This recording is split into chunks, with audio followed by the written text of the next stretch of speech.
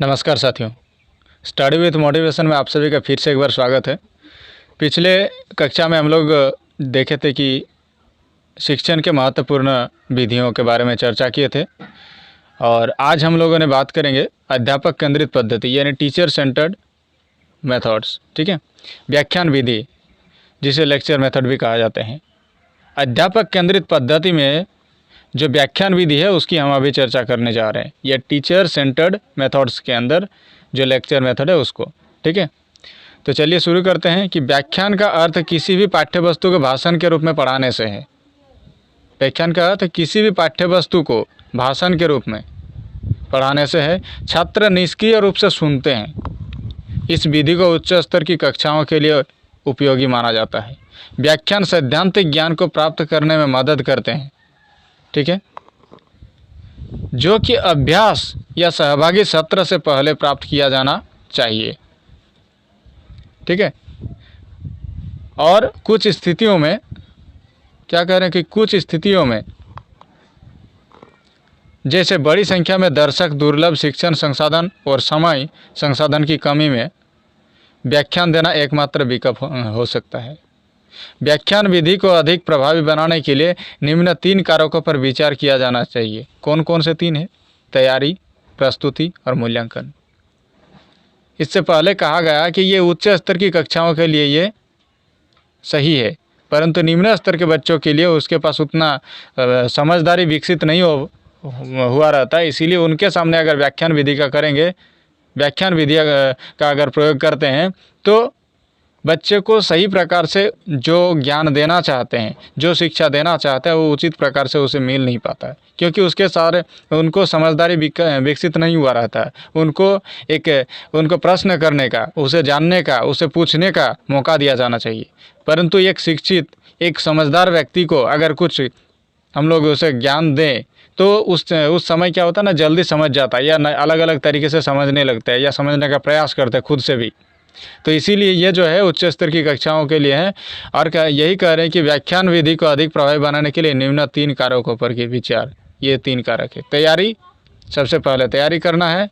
और प्रस्तुति मतलब अगर लेक्चर दिया जा रहा है, इसका मतलब वो ऐसा लेक्चर दिया जा रहा है कि सबसे उससे पहले वो तैयारी किया है कि बच्चे इसको समझेंगे।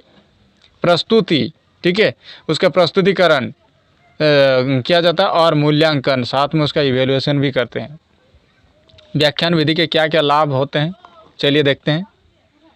पहला है यह शिक्षक के लिए सरल और संक्षिप्त एवं आकर्षक है। शिक्षक के लिए तो बहुत सरल है क्योंकि उसे सिर्फ बोलना है, परंतु संक्षिप्त भी रहता है इसमें और आकर्षक भी रहता है। ठीक है, इस विधि के द्वारा कम समय में ज़्यादा से ज़्यादा शिक्षार्थियों को सम्मिलित किया जा सकता है। सभी बच्चों का अगर प्रश्न लिया जाए तो प्रश्न काफ़ी लंबा, मतलब जो क्लास है, जो कक्षा है, वो काफ़ी लंबा चल जाएगा। तो इसीलिए अगर इस विधि को क्या करें, इस विधि द्वारा कम समय में ज़्यादा से ज़्यादा शिक्षार्थियों को सम्मिलित किया जा सकता है। इसीलिए जिस विषय को आप पढ़ाने जा रहे हैं, शिक्षक जो है जिस विषय को पढ़ाने जा रहे हैं, उन्होंने उस विषय से संबंधित सारी प्रश्नों का जो प्रश्न उठ सकते हैं, उन सारे प्रश्नों का समाधान करके बच्चों को इस प्रकार से डिलीवर करते हैं ताकि बच्चे को जो भी प्रश्न आए उसको ये बता देना चाहिए कि इस कक्षा के अंत तक उनको सारी प्रश्नों का जवाब मिल जाएगा। तो इसीलिए उसे ध्यानपूर्वक सुन लेना चाहिए। और अगला है, इससे हमें आगे सीखने के लिए प्रेरणा मिलती है।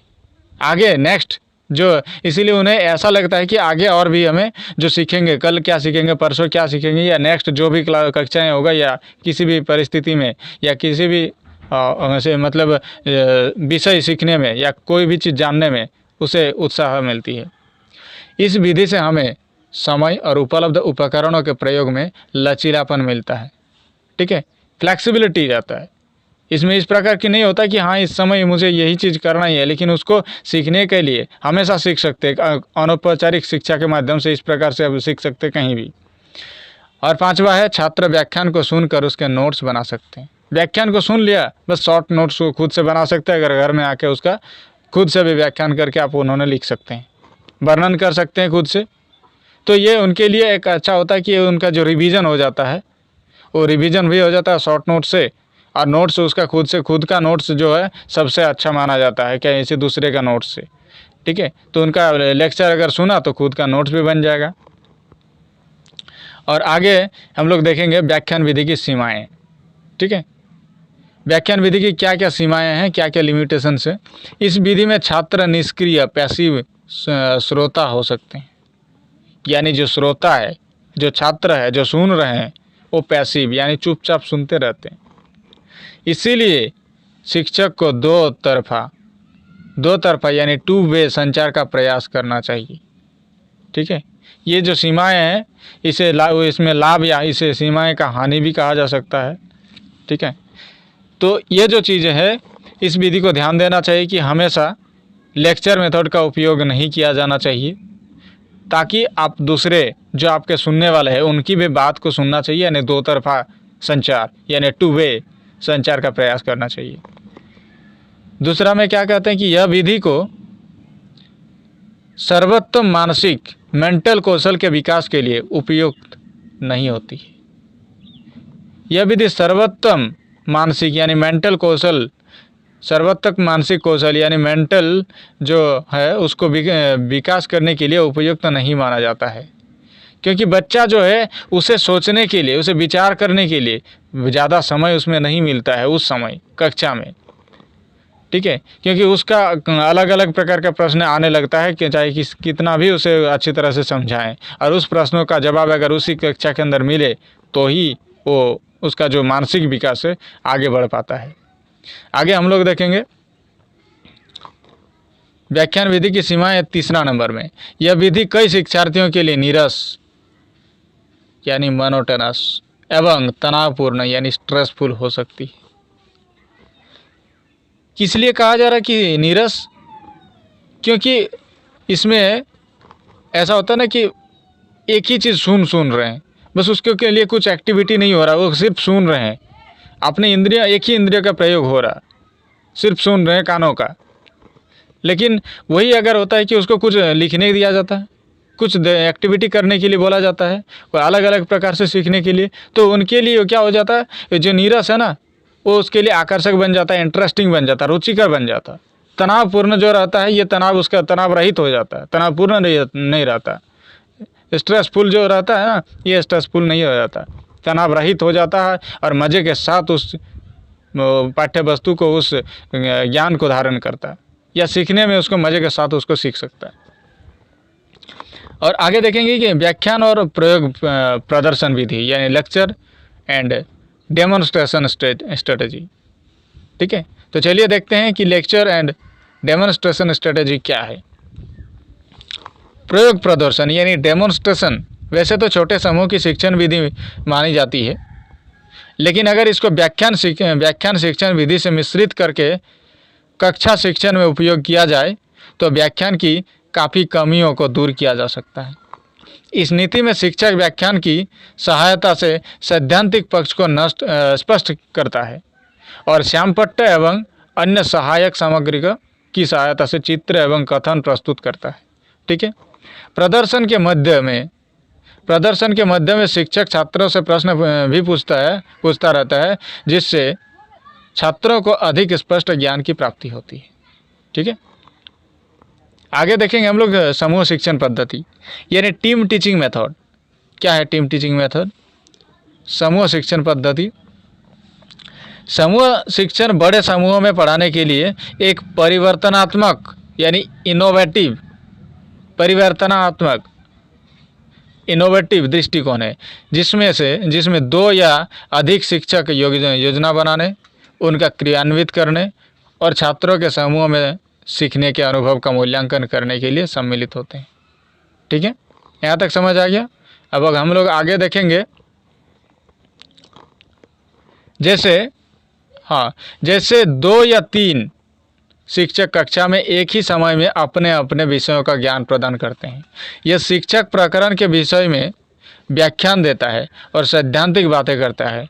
दूसरा शिक्षक, ये एक शिक्षक की बात हुई, दूसरा शिक्षक क्या करे कि व्यवहारिक पक्ष की बात करेगा, तीसरा समसामयिक पहलुओं पर बात करेगा, और विचार गोष्ठी, परिसंवाद, पैनल चर्चा इसके ही विभिन्न रूप कहे जा सकते हैं, अलग अलग रूप से कहा जा सकता है।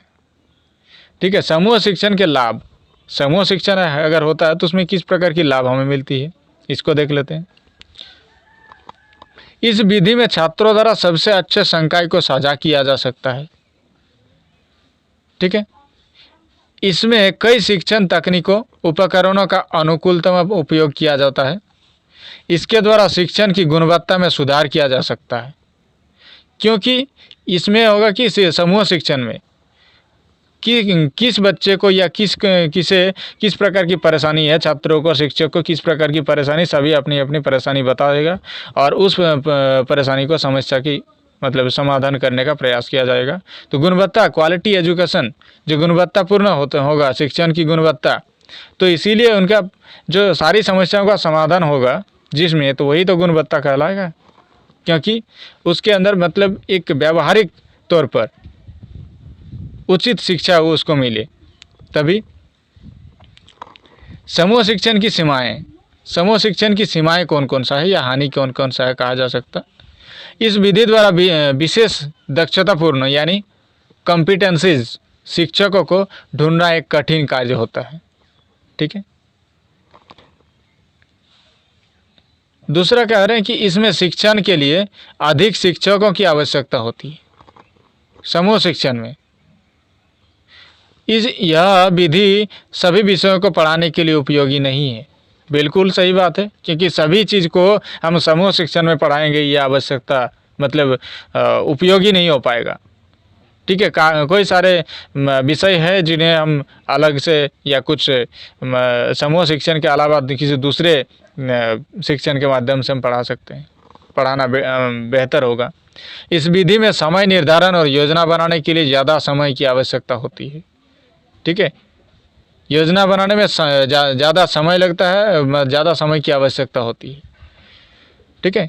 तो आज के लिए इतना ही, और मिलेंगे नेक्स्ट वीडियो में। और आप सभी को अगर वीडियो अच्छी लगी तो इस चैनल को लाइक, शेयर एंड सब्सक्राइब करिए। ठीक है। Thank you.